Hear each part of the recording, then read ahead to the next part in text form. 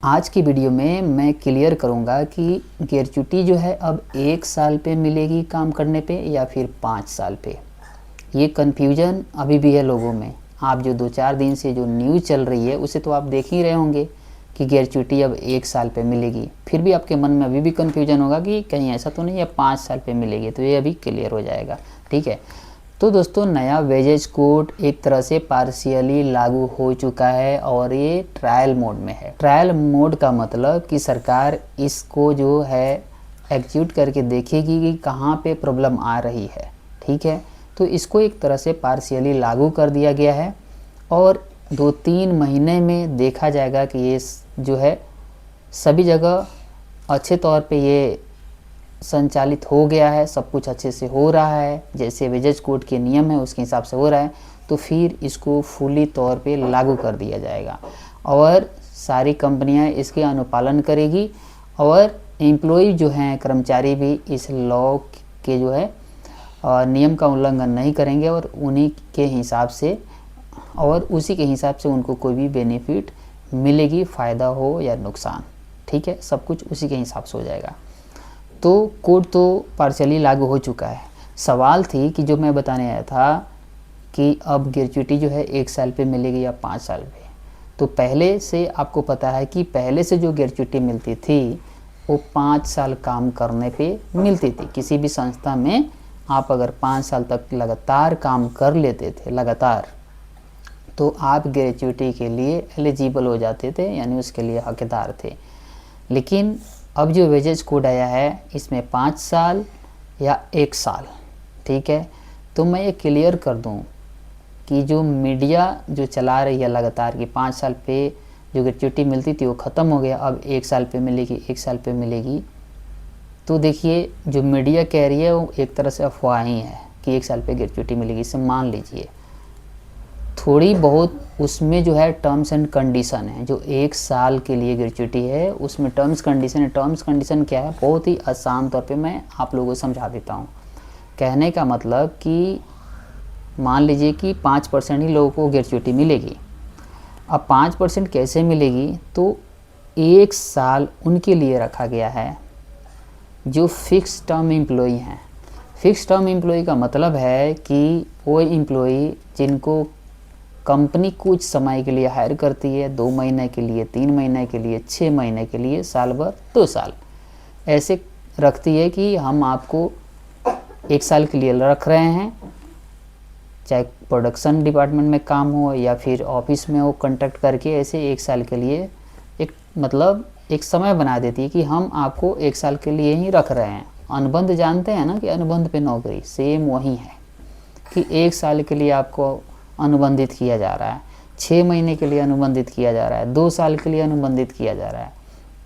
तो मान लीजिए कोई एम्प्लॉय 1 साल के लिए अनुबंधित होता है, कोई कंपनी अनुबंधित करती है 1 साल के लिए, तो उसको तो ग्रेच्युटी नहीं मिलता था पहले, तो अब उसको ग्रेच्युटी मिलेगी, कंपनी को देना पड़ेगा। यानी वो जो है 1 ही साल काम करता था और उसके लिए वो एलिजिबल नहीं होता था, क्योंकि वो तो 5 साल काम ही नहीं करता था, तो इसीलिए वो एलिजिबल नहीं हो पाता था। तो सरकार भी उन एम्प्लॉय को भी इस कैटेगरी में लाई है कि भाई उनको भी ग्रेच्युटी अब मिलेगी, क्योंकि उनको तो तुम जो है 1 साल के लिए हायर करते हो, 2 साल के लिए हायर करते हो, वो तो कभी 5 साल पूरा ही नहीं करेंगे, तो इसलिए उनके लिए लाया गया ये। अगर आप कोई कंपनी में ऑन पेरोल चाहते हो तो आपको जो है वहाँ पे परमानेंट तौर पे, प्रोबेशन तौर पे रखा जाता है, फिर परमानेंट किया जाता है। तो यदि आप परमानेंट के तौर पे हो जाते हैं, फिर आपको जो है 5 साल ही इंतज़ार करना पड़ेगा। 5 साल के बाद ही आप ग्रेच्युटी के लिए एलिजिबल होंगे। काम छोड़ते तो मिलेगी या फिर उसका कैलकुलेशन चलते रहेगा। ठीक है, तो मानकर चलिए पहले जो नियम था वही नियम अभी भी है, बशर्ते कुछ लोगों को जो है इसमें एडिशन कर दिया है गया है कि जो अनुबंध पे हैं उनको भी ग्रेच्युटी दिया जाए। क्लियर हो गई, कुछ भी चेंजेज नहीं हुआ है ग्रेच्युटी में। आप जो सोच रहे थे कि 5 साल से 1 साल हो गया, ऐसा कुछ भी नहीं, ज़्यादा खुश होने की ज़रूरत नहीं है। 5 साल का 5 ही साल है। ठीक है, 1 साल उनके लिए जो अनुबंधित है, तो कुछ भी चेंज नहीं हुआ। तो कुछ भी खुश होने की ज़रूरत नहीं है। हाँ, लेकिन थोड़ी बहुत खुशी आ सकती है कि अब जो ग्रेच्युटी का कैलकुलेशन होगा वो सैलरी का कम से कम 50% पे कैलकुलेशन किया जाएगा। जो लोग परमानेंट के तौर पे, अगर वो 5 साल कंप्लीट कर लेते हैं तो उनकी जो ग्रेच्युटी की कैलकुलेशन होगी उस सैलरी की कम से कम 50% पे होगी। पहले क्या होता था कि कम पे भी किया जाता था। इतनी सारी सैलरी के स्ट्रक्चर थे, बेसिक, डीए, अलाउंस, ठीक है ना, कि जो ग्रेच्युटी का कैलकुलेशन था वो कम पे होता था। और इससे क्या होती थी, 5 साल कर रही है, 10 साल या 20 साल, ग्रेच्युटी कम बनती थी। लेकिन अब थोड़ी ग्रेच्युटी की जो है अमाउंट ज़्यादा मिलेगी यदि आप 5 साल काम कर लेते हैं, 5 साल के बाद एलिजिबल होते हैं।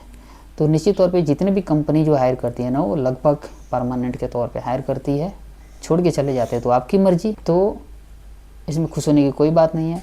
अगर आपको लिख के आता है, आपके अपॉइंटमेंट पे कंपनी रखती है कि हम आपको 2 महीने के लिए, 3 महीने के लिए, 6 महीने के लिए रखते हैं, तो आपको ग्रेच्युटी मिलेगी, प्रो-रटा बेसिस पे कैलकुलेशन करके दिया जाएगा। लेकिन कंपनियां तो ज़्यादातर परमानेंट ही करती है। अगर उससे पहले आप छोड़ के चले जाते हैं तो फिर आपको नहीं मिलेगी।